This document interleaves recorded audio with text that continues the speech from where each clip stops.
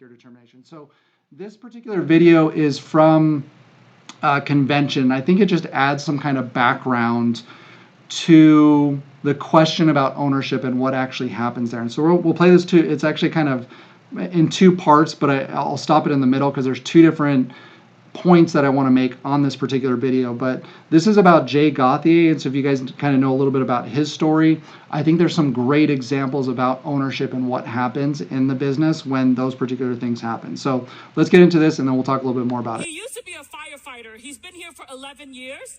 And last night he was recognized as having 500 recruits in the base shop and 2 million points. He was recently promoted CEO. And my favorite part about his story is actually, because the thing is, as you see many stories today, you hear a lot about income, a lot about titles, but it's about changing your family's future. So for example, the person that recruited him was his dad. And his dad only had one recruit, which is him.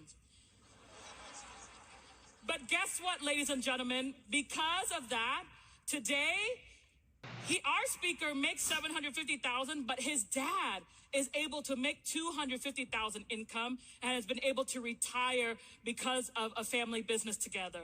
So, ladies and gentlemen, please help me welcome. So I think that part is important. So I think what a lot of people miss there is that you can't hit SMD with one recruit.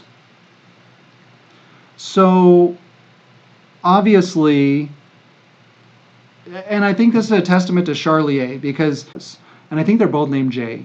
So I thought that was kind of cool. I think that's kind of a testament to ownership. And the reason why that's important is because, again, if you understand the structure, Charlier is basically cutting his income in half. Not his income, but his income from Jay in half to allow his dad to come up, right?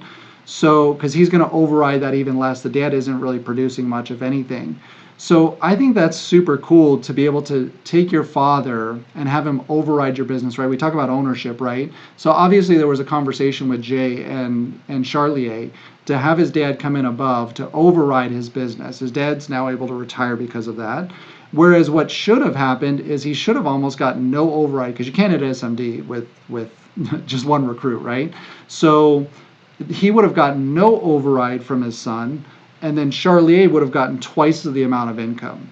So just kind of a testament, if that speaks to you at all, but I think that's kind of something important to talk about, that to allow them to kind of have that aspect, and that you don't have to allow that stuff to happen. Now, is there a written rule on the books? No, because people would probably take advantage of that, right? Because that's an extra $250,000 that's coming into his pocket, that's coming out of the leadership's pocket simply by putting his dad in there. But however they worked that out, maybe the dad's still involved in some of that stuff. I don't know what they did in that situation, but I think that's kind of important to understand and to be able to know that that's something that they do. And then let's look at this last part, and it's about 4 minutes, but I think it's important for context on kind of what happened. From Southern California, Jay Gauthier Jr. This is something that for a long time, I was doing the business just trying to make money. That was really it, because I didn't have any. So when you didn't have any, that's the only thing you think about. And I just wanted to make money. And I'll tell you, I've come to discover through the years that this is something you should be really proud to be a part of, no matter what your broke cousin says or what your dumb neighbor says. This is something you should be proud of. And I'll tell you why. In the last 3 weeks, we've lost 3 agents of ours who've died. One of them, she's in the ICU right now fighting for her life. They told me yesterday she may have 5 to 7 days. Arguably, my team would agree too. The best direct recruit I've had in my entire career. And one of our best friends, and these 3 young ladies, they crossed the border to have a plastic surgery procedure together. And they got fungal meningitis. And they've been in the ICU for about 6 months. And 3 of them have died already, and we've got one who's fighting for her life right now. Let me tell you why I tell you this story. The stuff we do really makes the difference. It really does. I know we say that all the time. I want you to know something. One of them had no life insurance because when she got here, she believed she needed to make more money and pay off her car before she could get a policy. matter what we tried to do, she wouldn't do it. She finally did it. She died while her policy was in underwriting. In fact, the day she died, her husband's policy got approved. The next one, they're all in their 30s, by the way, like 30 years old.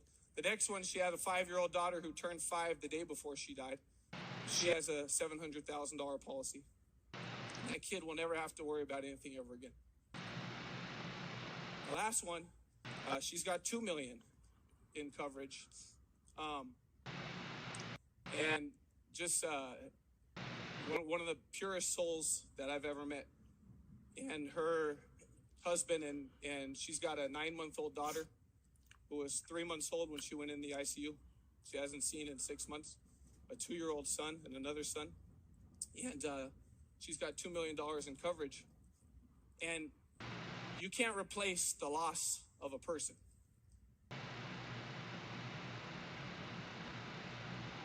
Through business now, people who've died with no life insurance. I've seen people who died with a little bit, and I've seen people who've died with a lot.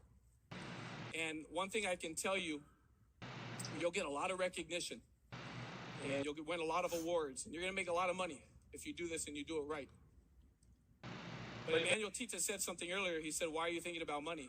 And when you stop thinking about money, you'll start making money. What we get paid may seem like a lot, but it's nothing compared to what it will pay our client someday. What we make is pennies compared to what it'll pay our client someday. We may make 3, 4, 5, 7, 8, 9, 10 grand, and we've written checks and delivered checks for over $3 million in the last 3 weeks. And it's nothing compared to the day I walked in an appointment trying to get my promotion. And so the one thing I want you to remember coming out of here is this is something you should be proud to be a part of.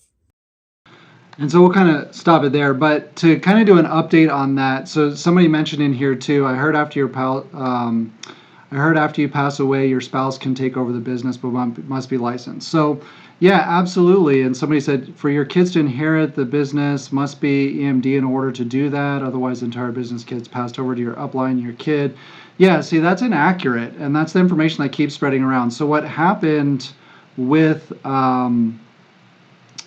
sons or daughters, relatives, parents have been WSB, blue side, hierarchies. Yeah, hierarchies are all the same. So Jay, kind of what you're talking about, and this is the rumors that keeps getting passed around. So what happened after that, Crystal did end up passing away. I think it took a little bit longer than 5 days. And I remember watching Jay's Instagram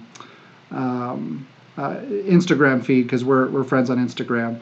And I remember him in the hospital, and he was the one kind of doing almost everything behind the scenes. His business almost kind of stopped. Like he was in the hospital every day with her. So she ended up passing. The husband was not licensed. And this is kind of where the debate keeps coming up. And what they ended up doing is, yes, the husband does need to get licensed. That's absolutely accurate.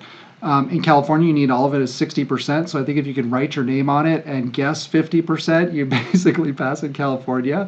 So you did have to get that. And so the business did transfer over to him. So another story of the business transferring over, and I think it happened fairly quickly. I mean, he did have to go get his license. But for that business to be able to transfer over, he was not licensed originally, didn't really have a lot of aspect of what he did in the business. And so for WFG to then go in and allow him to transfer that over, I think that kind of goes against the message that GFI has been telling us about that you don't have any ownership in any of these things. And so unfortunately, this inaccurate information keeps getting spread. And so we're seeing time and time again. And if you have information about this where it didn't happen that way and WFG didn't do the right thing, send it to me. I would love to know that as well. I'll put it out just like I put out stuff that's positive about WFG. I'll put out positive stuff or negative stuff against WFG too if you have it. I know just nobody sent it to me.